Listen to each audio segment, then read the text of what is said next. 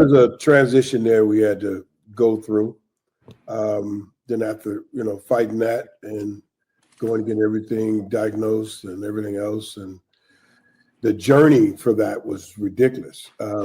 It's, in the early 2000s, it was just really ridiculous. Now they have an easier journey for a lot of the families if they have to go through something like this. It's an easier journey. They have things worked out. And since it's a normal, unfortunately, it's a normal occurrence of some of these kids, they know what to look for and how to test and everything else. We went to hearing and eyes and everything else before anything, mental.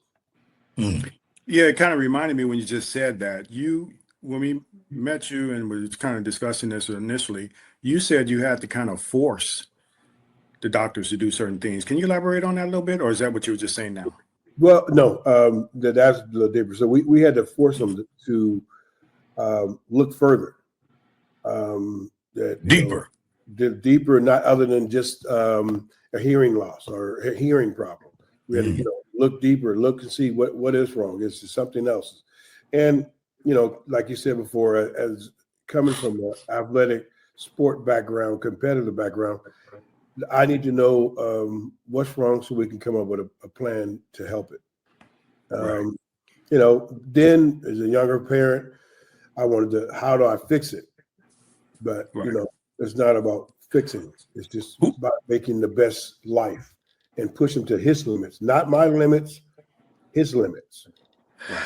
How did you starting off? How did you and your who handled it better, you or the mother? I would say initially, I did, and the grandmother.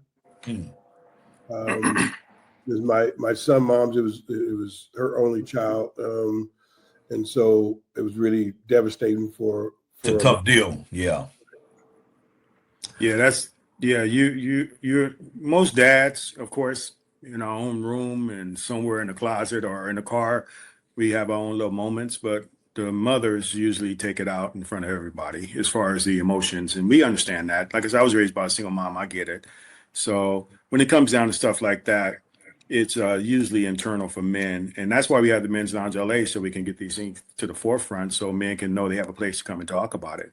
So I'm happy that you're transparent about this and glad that you're joining us to discuss this, because you have an adult son. We talked about children.